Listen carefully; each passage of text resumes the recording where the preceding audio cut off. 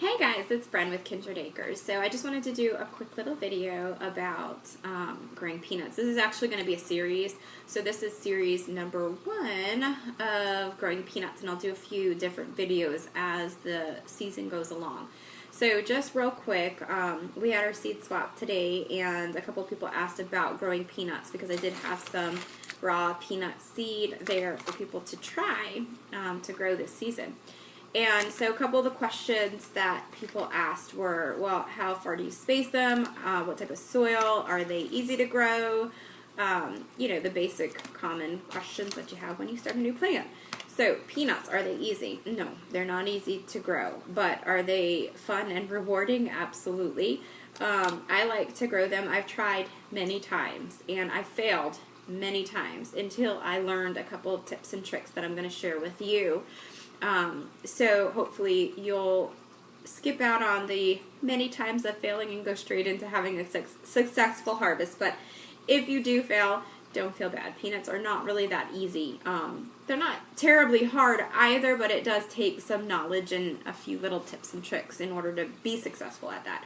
So how do they grow? So peanuts will grow a bushy-like plant above ground, but the actual nut grows attached to the roots below ground, similar to potatoes.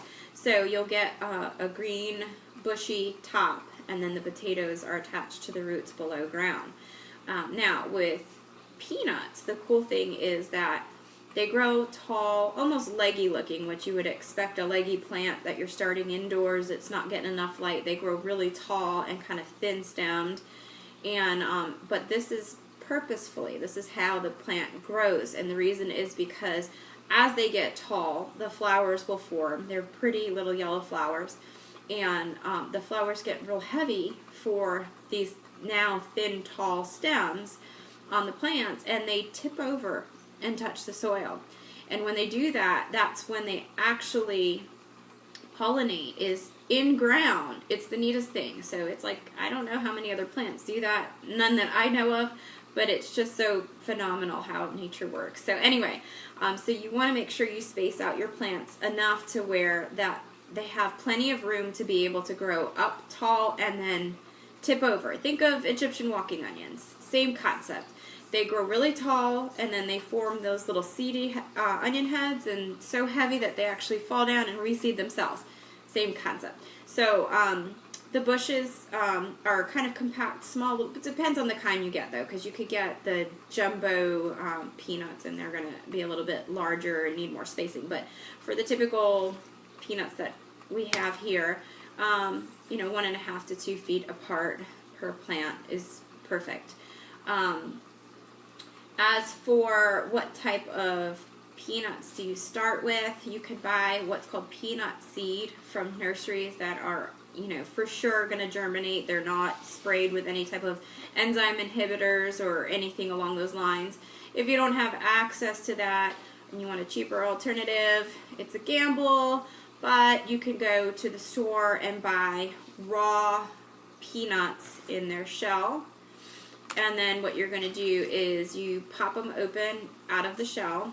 Okay, so you want to make sure that you are not breaking apart the peanut, and I'll explain in just a moment. I'm going to show you this process in just a moment.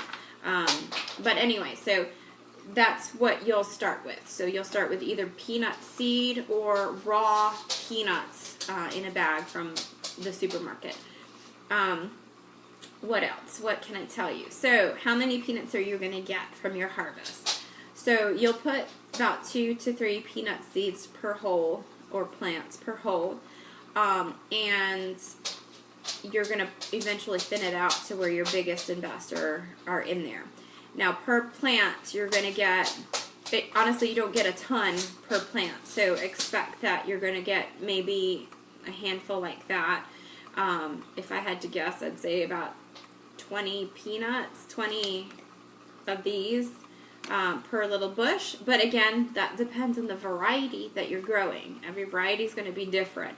This type that I'm growing here is going to be like 20, maybe 20 of these per plant, you know. So you're going to have to grow quite a bit to get you a lot to be able to grind them and make your own peanut butter. But the cool thing about peanuts is that they are a soil fixer. They are a nitrogen fixer. So, for those of you that don't know, peanuts are not actually in the nut family, it's in the legume family. And we know that when you grow legumes, beans, and things like that, they fix nitrogen in the soil. Well, same for peanuts. So, that's one benefit of growing them. Not to mention the flowers are pretty. They have little yellow flowers that are really pretty, and pollinators like them. And fresh peanuts and fresh homemade peanut butter is so rewarding, and it's so delicious. It's just different than store-bought. So, and you know that it's organic and not treated with anything. I mean, you can go to the store and buy a jar of organic peanut butter for, what, like $7? But why when you can make your own, and it's fresh and, you know, satisfying. So anyway, so spacing, how many peanuts are you going to get, what type of seed to start with, let me think of what other questions y'all might have had. I think that was about it. So let me show you the process of starting the seeds. And again, this is going to be a series of video. Today I'm just going to show you up to the point of getting them prepared for sprouting. I'll do the second video once mine have sprouted so I can show you what that looks like. So stick with me. And let me know at the end of this video if you have any additional questions that I didn't answer, so I can be sure to get to them when we get to part 2. Okay? Thanks. Oh wait, one more thing. Of course, how could I forget the most important part? How to grow them, like what type of soil structure. Now, peanuts are, believe it or not, in a tropical plant type family. So they like humidity, heat, moisture, but not soggy wet. So you need to either, if you have heavy soil, either amend with sand, a little bit of sand in there so that it's well drained. But that could be tricky too, because they do need moisture. They just don't want to sit in water. So honestly, better than amending with sand would be to use raised containers or raised beds with a lot of drainage holes, or if you're doing raised beds, no bottom to it, and do a lot of organic matter, compost, and tons and tons of wood chips on top, because the wood chips will help retain the moisture, and even if you get a heavy rain, it's going to retain the moisture, but also it absorbs the excess, so it's not going to allow it to sit in water. It'll be just enough water for the plant to stay moist, and they do like full sun, like as much sun as you can give them. So the benefit to adding lots and lots of wood chips is that in a sunny area, especially depending on your growing zone, if it's a hot area that you're growing peanuts in, the soil can dry out pretty easy when it's really hot like that. So having the wood chips helps, again, retain that moisture. Not just in the soil, but even creating a little bit of humidity, like localized, because it's holding in that moisture, and then you've got that heat added to it, so it's going to create that environment that the peanuts like. So lots of compost, or amend with some sand if you need to, lots of wood chips on top, kind of high up, because you want well drained. You don't want it sitting in water at all, or you will rot your, the peanuts will rot. So make sure it's well drained but moist, and full sun. Okay, and then another thing is, when do you harvest the peanuts? And I'll get into this a little bit more as we go on with the series, but just to give you a little bit of advice ahead of time, this is where it could get tricky and where I failed several times. So I'm going to share with you what I learned so that you don't fail. So you would think that as soon as the plants start to yellow, it's time to harvest. However, when the plants start to yellow, that's only when the peanut inside the shell starts to form. So you may gently dig down in there and see the outer shell and think, okay, they're ready to harvest. That's not the case. So you'll end up having a bunch of empty shells. So you want to wait until the plant, at least 50% or more of the plant has yellowed. You don't want to wait for it to die completely, because from my experience, I've done both. Here's what I experienced. you pull it up too early, you end up with empty shells or super small peanuts inside. You pull it up too late, every critter under the sun is going to get them. So it's finding the balance. About 50 to 70% of the plant should be yellow, at least 50%. Then you can go ahead and pull them up and you'll get a fair harvest of, good sized nuts. If you want to wait until 75%, if you have them in buckets, and then maybe you could put some sort of mesh to protect it from squirrels and raccoons and every other critter under the sun that can sniff those things out like there's no tomorrow, then even better. Let it wait until they're, like almost pretty much dying back. But at the very least, let it wait till like 50 to 75% of the plant is yellow, because that's when the peanuts inside the shell are going to form. So that's the best advice I can give you. You don't pull them too early, and then waiting too long, you might lose your harvest to nature creatures. So now I think I've touched every question that you guys asked today. But again, if there's other questions that you might have that I didn't answer, please feel free to leave it in the comment section. And when I do part 2 of this series, I will be sure to get to it, or I'll even try to answer it below in the comments. So I went and found at my local nursery some raw peanuts that were untreated. They're whole in the shell, and so what I'm doing now is you want to crack them open out of the shell. I got my little compost bowl here. I've got my bowl of peanuts in the shell. I've got a bowl of water. And I've got my little plate with a towel on it. So the first thing you do is you crack open your peanuts.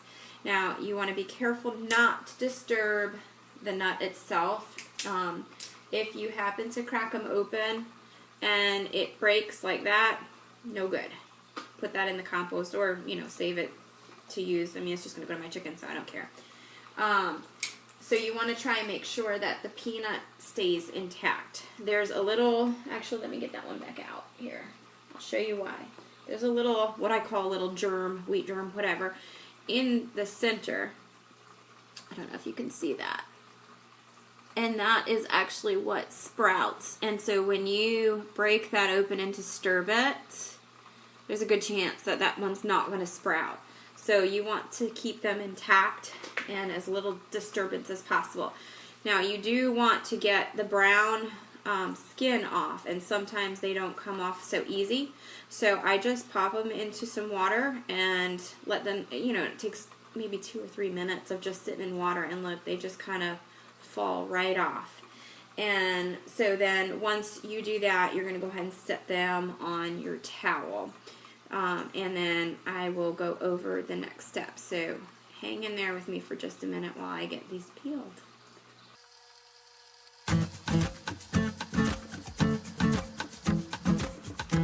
Okay, so one more thing I do want to share. I did see, in my research when I started doing peanuts, some people leave the brown peel on. And from my experience, I had a much less germination rate when I left the peel on. And so I did a little digging, and I found out that the peel actually has naturally occurring tannins in them that can act as a natural sprout inhibitor. So it's good to just go ahead and pop the peanut with the brown skin on them in water for a few minutes. You don't want to do it too long because you don't want them separating and breaking apart, but just for like 2 or 3 minutes so that it softens the brown skin. And look, it literally just pops right off. And then go ahead and set it on your towel. So from my experience, just soaking in that 2 or 3 minutes and taking this brown skin off was enough to release the sprout inhibitors or enzyme inhibitors, and you'll have a much higher germination rate. So, I mean, don't quote me on any of this stuff. This is just what my research showed, and my trial and error has proven to be correct. So, I could be wrong, but I'm just sharing with you what I found. So, that's what I do. I'm just going to go with it and take the brown off because for me that's what worked, and I've had too many unsuccessful tries with leaving the brown skin on. So I'm going to go ahead and continue peeling now.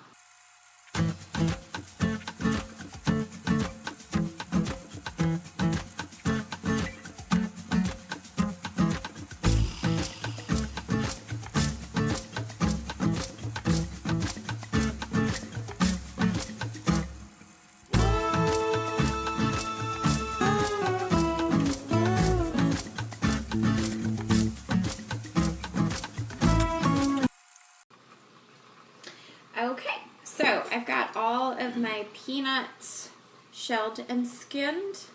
They had soaked for maybe 5 to 10 minutes.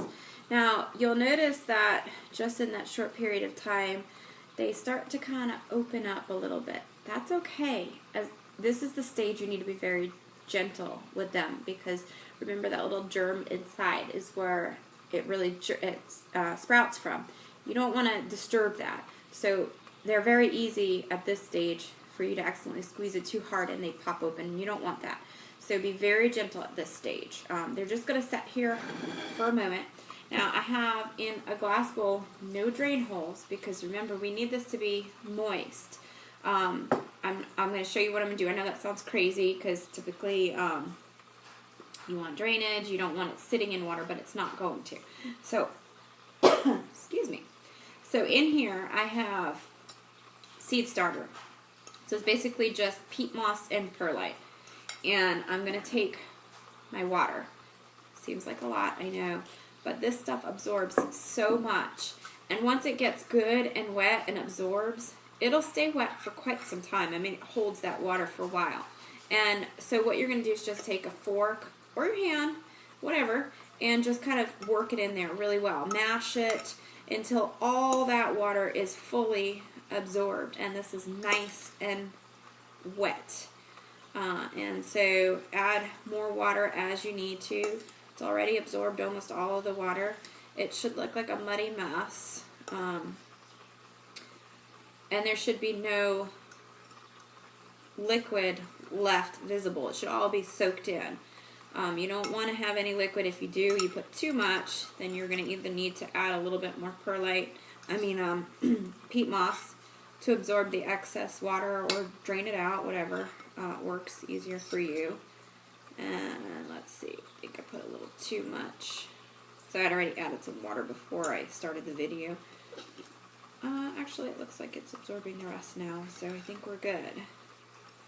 So I'm making my little muddy mixture here. Alright, so we're good. So I'm just going to smooth all this out now and make a nice little bed.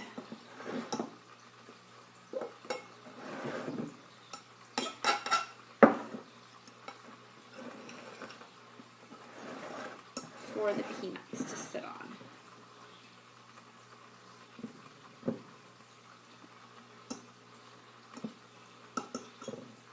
Okay, so all of the liquid is absorbed. It's just a wet mash.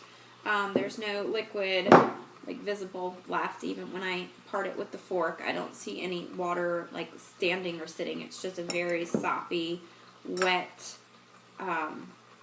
peat moss. So now I'm just going to take the peanuts very gently, literally just lay them. Let's see if I can adjust my camera here.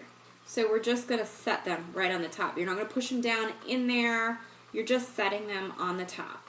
You can even, if you didn't want to use peat moss, you can use a plate with a paper towel and just keep that. The only problem that I found with doing that is it's hard to retain the moisture, and you have to check it daily. We're doing it with the peat moss in a glass bowl.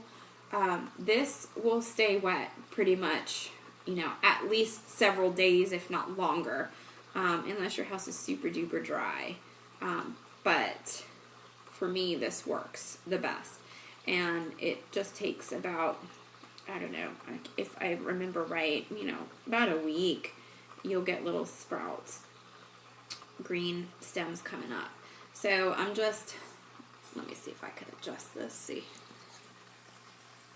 Lining them just right on the top of the mash. And I'm going to go ahead and continue doing that. So.